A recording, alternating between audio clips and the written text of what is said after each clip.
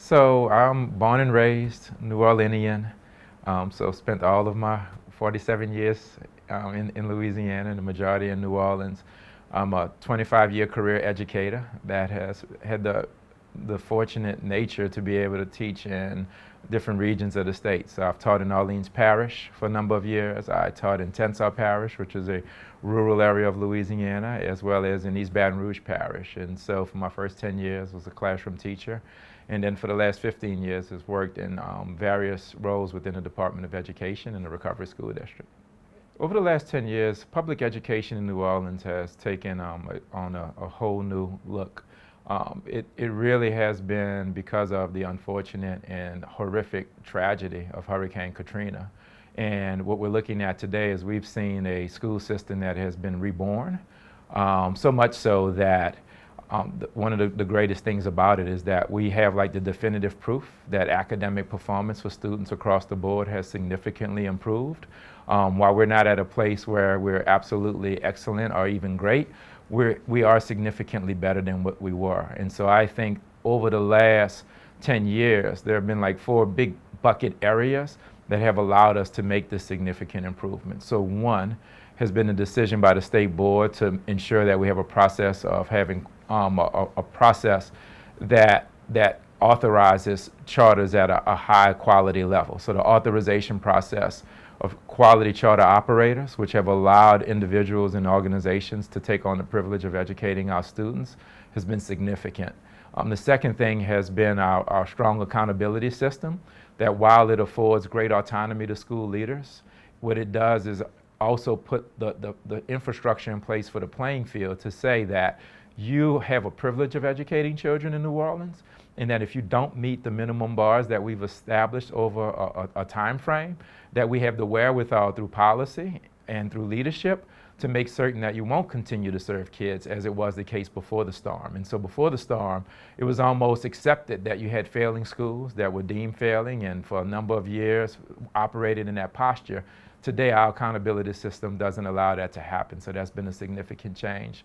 The third thing is that we have like really strong quality leaders and teachers, and so we have a great mix within our system of schools in New Orleans. We have veteran educators that were educating before the storm, and we have a number of new educators. But I think the good thing about it is we've used the best of both worlds, and so it's not a lot of either ors, it's a lot of ands. And I think we have tremendously strong leadership and teachers in New Orleans. And then the last thing is what we're calling the nimbleness of our system from a policymaking perspective. When we're faced with challenges around enrollment, and as we have in the past heard that some schools may not have been serving all kids, we were able to adjust as a system quickly to create a central enrollment system that ensures that no child is being pushed out of schools. When we heard that there were issues around expulsion policies and kids being expelled at a high rate, we immediately went into action and were able to put in constructs that allowed us to have a common hearing office around expulsions.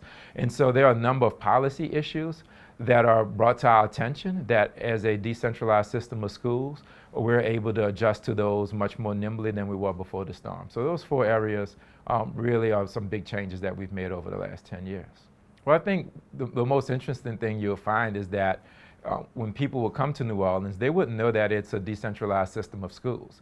Because what you see is just really overall across the city is that the quality of education has gone up significantly. And to use the phrase, the bar has been raised so much, so consistently over the years, that now schools have moved from before the storm that were really not strong to we're like pretty stable, and schools are either good or getting to good, to now that we're pushing the envelope to get to like great schools. And so I think the thing that people really wouldn't see on the surface is that we are a decentralized system of school, that we are a city that is almost, from the RSD's perspective, is 100% charter and almost 100% charter citywide. But those are not like the things that stand out for individuals. What people will see is that there are just schools with great leaders, strong teachers that every day are working to make sure that students are being prepared to be successful for whatever walks of life that they choose. What I think will happen over the next 10 years, we'll see that we'll continue to get stronger academically, that we'll continue to put in those processes and policies in place that will work on making certain that we serve all children equitably. So I would see over the next 10 years a total commitment from every public school or every school that's receiving public dollars in New Orleans to a weighted fund that will preserve equity for our children. I think we will see all schools in our central enrollment system so that we can honestly keep track and have transparency and fairness for all of our schools. I think we'll see more specialized schools that are focused on the uniqueness of our students, and we're having a diverse portfolio delivery model. I think we'll also see the continued growth of our schools serving students with special needs at a rate much stronger and higher than the rest of the state as well as the rest of the nation.